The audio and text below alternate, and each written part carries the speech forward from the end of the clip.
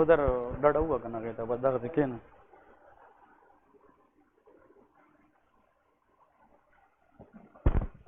बस सही रहे बस। ओके जी, तो आप लोगों को टास्क मिला है।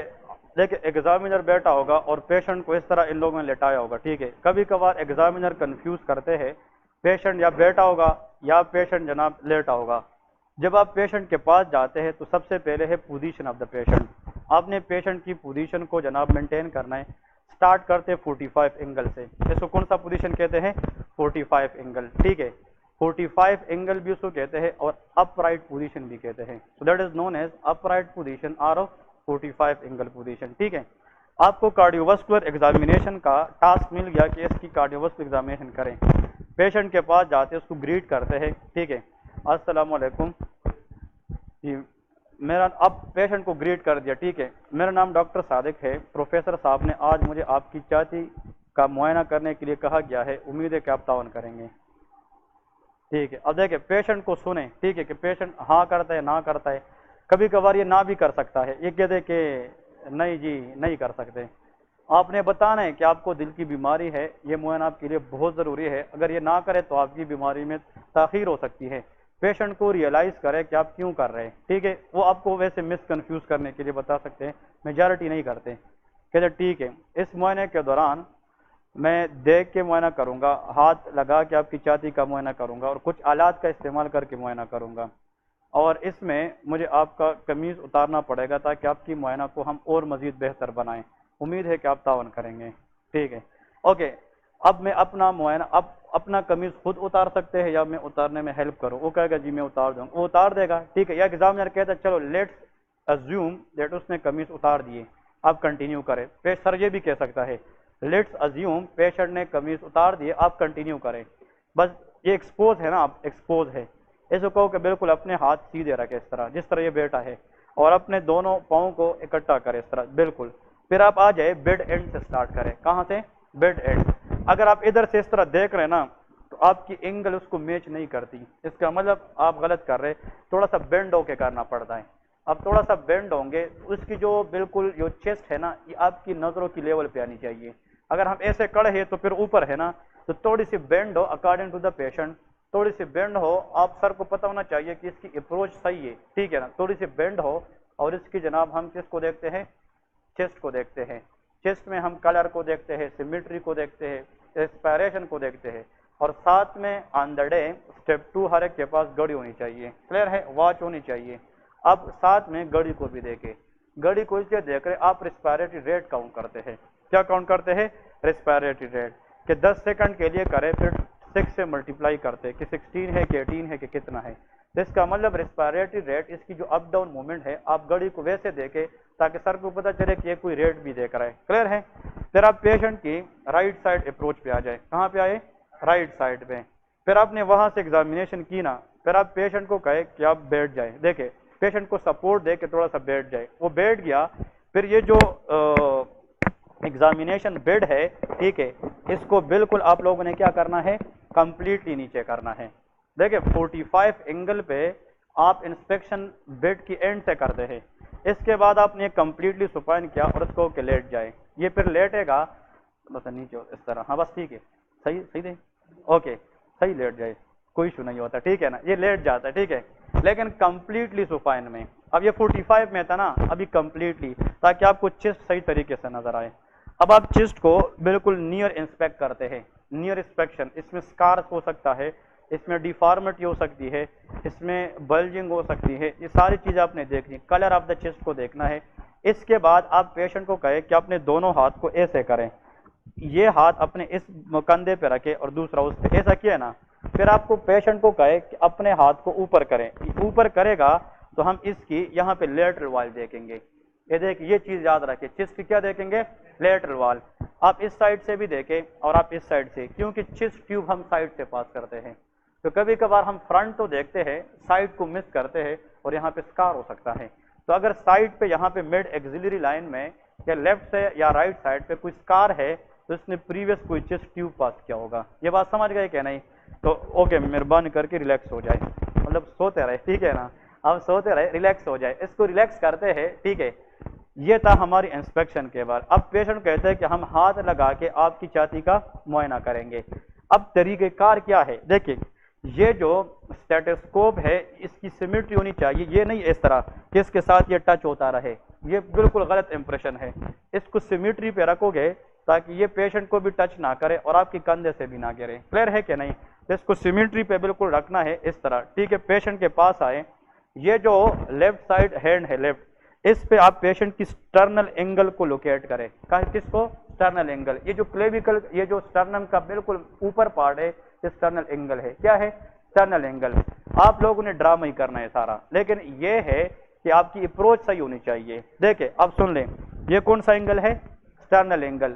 آپ لوکیٹ کرتے ہیں انڈیکس فنگر سے. کون سے؟ انڈیکس. سٹرنل اینگل لوکیٹ کیا, اس طرح تھوڑا سا اس کو سرکولر موشن دے دیں لیکن آہستہ, تاکہ سر کو پتہ چلے کہ مینوبریم کے نیچے اینگل کو لوکیٹ کر رہے ہیں. ٹھیک ہے, سٹرنل اینگل لوکیٹ کیا. اس کے سامنے دیکھیں, اس کے سامنے آپ کون سا فنگر رکھیں گے؟ ہاں, مڈل فنگر سٹرنل اینگل کے سامنے جب بھی آئے گی یہ سیکنڈ ریب ہے. یہ کون سا ریب ہے؟ سیکنڈ ریب. کیونکہ فرسٹ ریب تو اوپر کلیویکل کے نیچے ہے, سٹرنل اینگل کے سامنے کون سا ریب ہے؟ سیکنڈ ریب ہے. اب سن لیں, یہ سٹرنل اینگل ہے, یہ کون سا ریب ہے؟ سیکنڈ ریب ہے. پھر یہی جو سٹرنل اینگل والی فنگر تھی یہ کون سا ریب ہوگا؟ تھرڈ. پھر اس طرح جائیں گے, یہ کون سا ہوگا؟ فورتھ. پھر یہ کے بعد دیگرے جائیں گے, اور جب آپ 6 ریبس پہ جائے 6 تو انٹرکاسٹل اسپیس کون سا ہوگا؟ 5th ہوگا. کون سا ہوگا؟ 5th. پھر وہی انٹرکاسٹل اسپیس پہ تھوڑا سا رک جائے اور امیجن کریں یہاں پہ نیپل آف دا بریسٹ ہے. کیا ہے؟ Nepal of the breast. یہ آپ لوگوں کو ایک تھیوریٹیکل چیز بتا رہا ہوں کہ امیجنری ہم ایسا کرتے ہیں, جہاں پہ نیپل ہے اس کے نیچے مڈ ایکسیلری لائن ہوتا ہے. کیا؟ Mid clavicular line. کون سا؟ Mid clavicular line. وہاں پہ ہم اس طرح اپنا یہ جو فنگر ہے رائٹ ہینڈ کی انڈیکس فنگر, اس کو رکھتے ہیں ایسا, اس کو رکھتے ہیں اور پورا ہاتھ اس طرح رکھتے ہیں. اب یہ انگلی اس طرح سٹرنم پہ ہونی چاہیے اور یہ نیپل کے نیچے ہونی چاہیے, اور اس کو تھوڑا سا دیکھیں. اب پیشنٹ کو پتہ ہونا چاہیے ایگزامینر کو یہ ایپیکس بیٹ کو چیک کرنا چاہتا ہے. کس کو؟ Apex beat. یہاں پہ کون سا وال ہے؟ مائٹرل وال ہے. کون سا وال ہے؟ مائٹرل وال. اب آپ نے یہاں پہ ہاتھ رکھی ہے, یہ کون سا ایریا آپ دیکھ رہے ہیں؟ شاباش, apex of the heart, mitral area.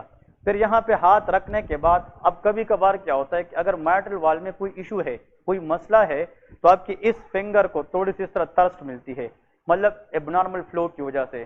If you can palpate abnormal flow of the blood in the heart on your finger, اس کو تھرلز کہتے ہیں. کیا کہتے ہیں؟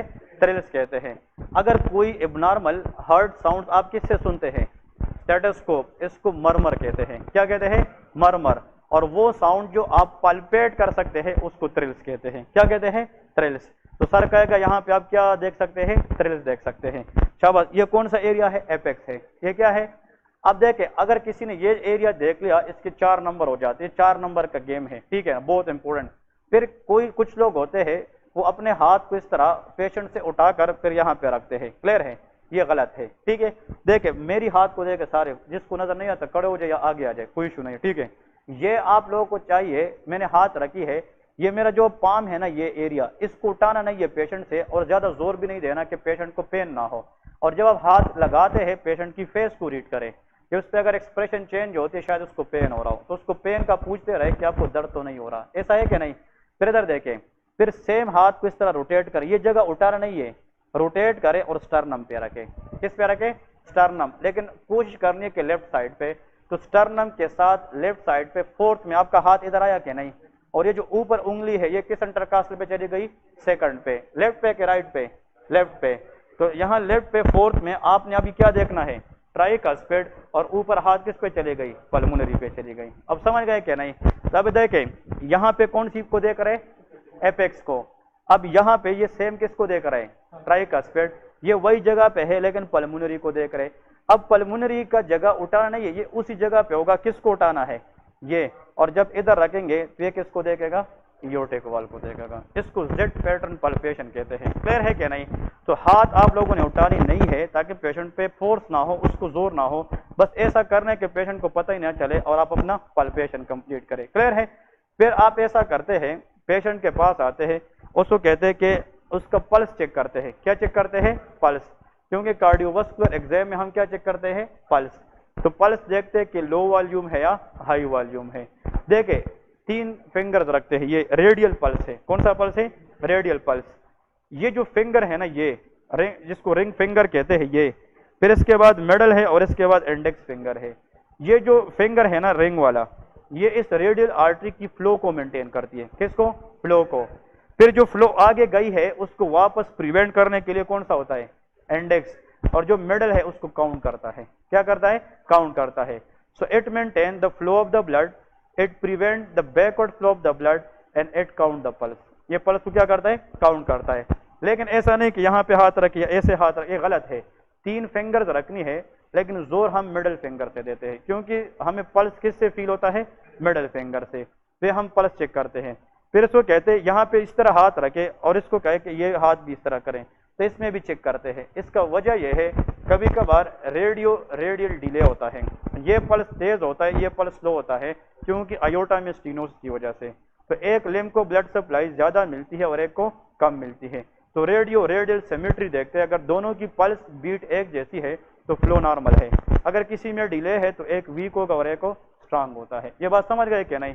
تو یہ پلس ہے. پھر آپ سر سے پوچھیں sir I need blood pressure set, وہاں پہ بی پی سیٹ نہیں دیتے, نہ کوئی دے گا نہ ہوتا ہے, نہ آپ لوگوں نے لے کے جانے. لیکن blood pressure measuring is a vital step in cardiovascular exam. B P check کرنا چاہیے کہ نہیں؟ تو سر کو صرف بتائیں گے سر کہ ہم نے اس میں بی پی بھی چیک کرنا ہے, ٹھیک ہے, اگر آپ کو اویلیبل ہوا, کیونکہ B P set P M C اور نہیں بتایا کہ لے کے آنا ہے, ورنہ ہم نے پی ایم ڈی سی میں لے گیا تھے. تو لیکن B P is one of the part. تو کون سی آرٹری چیک کرتے ہیں؟ بریکیل آرٹری. کون سی آرٹری؟ بریکیل آرٹری. تو دیکھیں یہ جو مین پوائنٹس ہے وہ آپ لوگوں کو پتہ ہونا چاہیے. پھر اس کے بعد ہم پیشنٹ کو بتاتے, پالپیشن کے بعد ہم کیا کرتے ہیں؟ اسکلٹیشن کرتے ہیں. اسکلٹیشن میں پیشنٹ اس طرح لیٹا ہوا ہے, میں نے آپ لوگوں کو بتایا ہے اسٹیٹوسکوپ کو کانفیڈنٹلی وتھ کانفیڈنس اپنے کان میں ایئر پیس رکھے, ٹھیک ہے, اور اس کو آپ لوگوں کو بتایا پہلے آن کر دیں, ٹھیک ہے, آن کرنا ہے. پھر یہاں سے یا تو ایسے پکڑنے پھر بھی ٹھیک ہے, ٹھیک ہے, اور میں نے آپ لوگوں کو طریقہ بتایا تھا یا ایسے پکڑنا ہے, دونوں ٹھیک ہے نا. اب جب آپ اسٹیٹوسکوپ استعمال کرتے ہیں نا, اس کا ایک طریقہ یاد رکھیں, تو ڈائریکٹ اسٹیٹوسکوپ نہ رکھیں. You don't know where is the wall. پھر سے آپ لوگوں نے کس اینگل کو لوکیٹ کرنا ہے؟ اسٹرنل اینگل. اور اسٹرنل اینگل کے سامنے کون سا رب ہوتا ہے؟ سیکنڈ. پھر third, fourth, fifth and six. تو اس طرح تھوڑا سا سر کو یہ انڈیکیشن دے کہ میں نے پہلے ایپیکس کو معلوم کیا, اب اس طرح تھوڑا سا اس طرح کرے, اس کا مطلب یہاں پہ کیا ہے؟ ایپیکس ہے. پھر ایپیکس معلوم کرنے کے بعد وہاں پہ آپ کیا رکھ سکتے ہیں؟ اسٹیٹوسکوپ رکھ سکتے ہیں. کیا رکھ سکتے ہیں؟ اسٹیٹوسکوپ.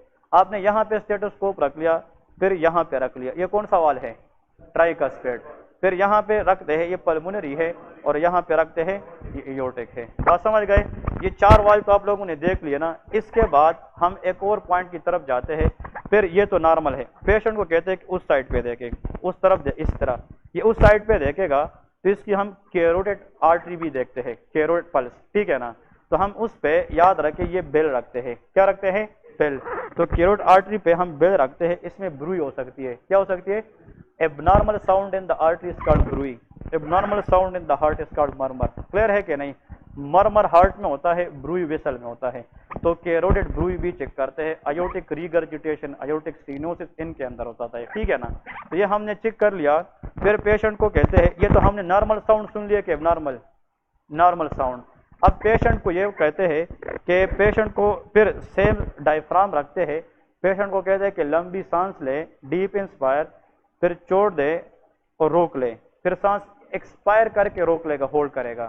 لمبی سانس لے, چھوڑ دے اور روک لے, کیونکہ جو مائٹرل والو کی ڈیفیکٹ ہے اور اس کے ساتھ کون سی والو ہوگی؟ ٹرائیکسپیڈ. ان دونوں کی جو مرمر ہے وہ ہمیں ہولڈنگ آن ایکسپائریشن سننے کو ملتے ہیں. کس میں ملتے ہیں؟ Holding on expiration. پھر ادھر میں اس کو کہوں گا لمبی سانس لے, روک لے. اس کا مطلب جو ایورٹک پلمونری ہے اس کی جو مرمر ہے یہ ہولڈنگ آن انسپائریشن ملتا ہے. کیا ملتا ہے؟ Holding on inspiration.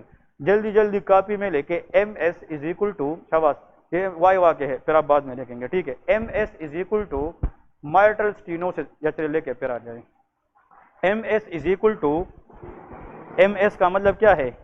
مائٹرل stenosis is equal to mid diastolic murmur. Exam میں آئے گا وائوا میں کہ مائٹرل اسٹینوسس کے اندر کون سا مرمر ہوتا ہے؟ آنسر از مڈ ڈائسٹولک مرمر. پھر نیچے لے کے ایم آر مائٹرل ریگرجیٹیشن بھی ہو سکتی ہے، کیونکہ میٹرل سٹینوسس میں مڈ ڈائسٹولک مرمر ہوتا ہے. کون سا؟ مڈ ڈائسٹولک مرمر، یہ یاد رکھنے ہیں. پھر لے کے ایم آر میٹرل ریگرجیٹیشن جس کو کہتے ہیں، نام پتہ ہے نا؟ میٹرل ریگرجیٹیشن میں لے کے ہولو سسٹولک مرمر، اس میں کیا ہوتا ہے؟ ہولو سسٹولک مرمر.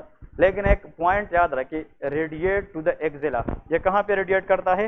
ایکزیلا کی طرف جاتا. تو ہم اسٹیٹوسکوپ یہاں پہ بھی رکھتے ہیں تاکہ اب نارمل ساؤنڈ سن سکے. کی کلیئر ہے؟ تو 2 پوائنٹ بتائے ہیں. میٹرل سٹینوسس میں کون سا مرمر ہے؟ ہاں، مڈ ڈائسٹولک مرمر.